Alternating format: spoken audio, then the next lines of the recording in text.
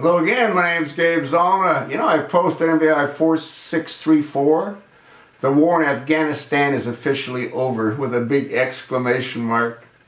And one of my viewers commented, and I want to share what she, and it is a she, wrote.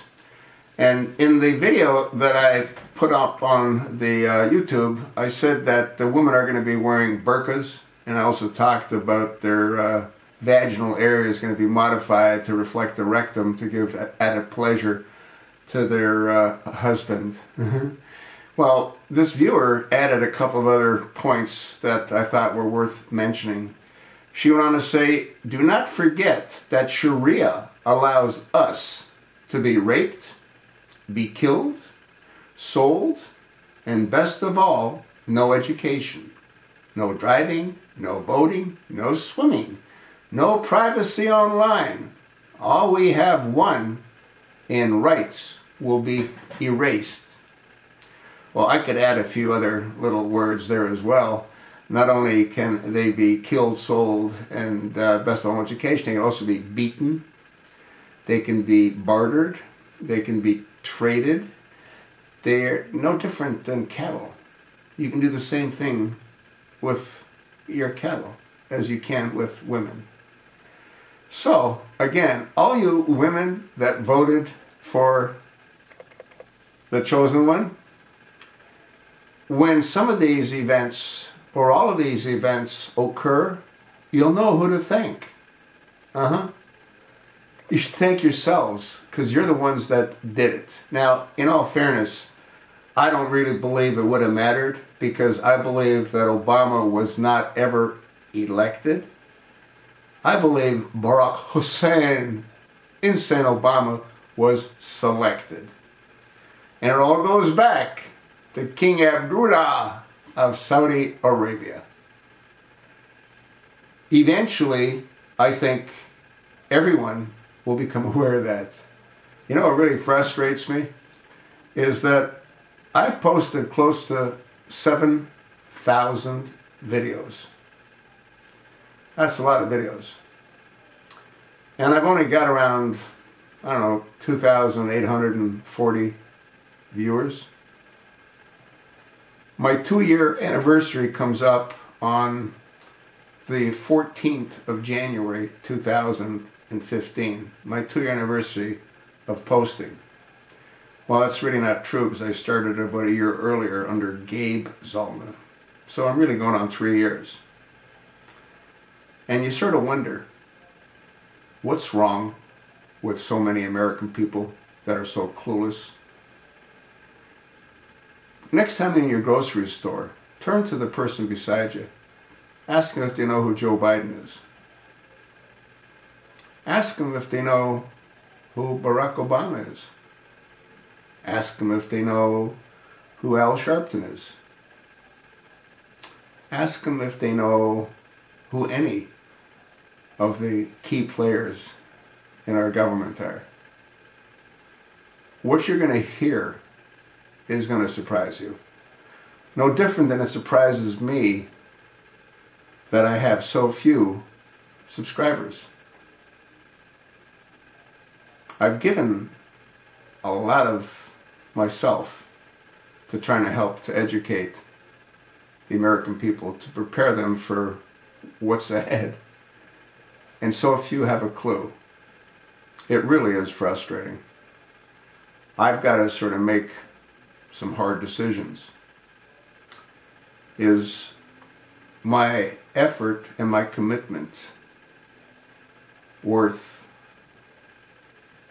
the commitment and effort required? I'm inclined to think not. You know, I said that when I get to 7,000 videos, I'm going to probably stop making videos. I'm probably less than 100 away, at the rate I've been going.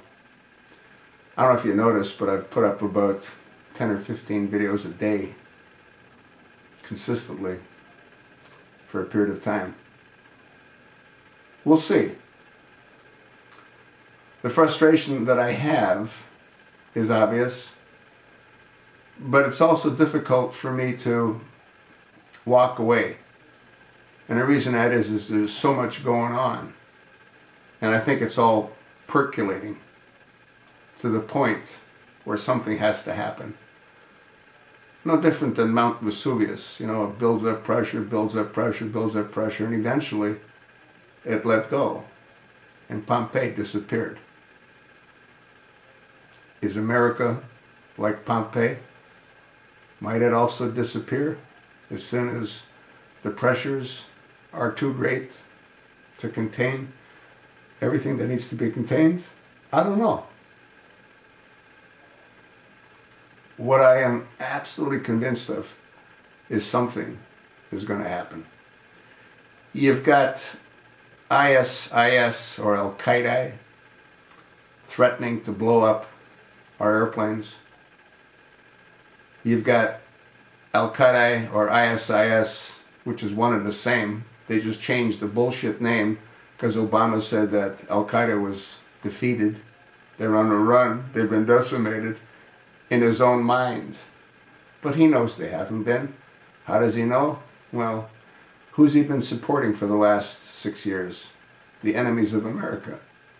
Is that a treasonous act? Absolutely. What's come of it? Nothing.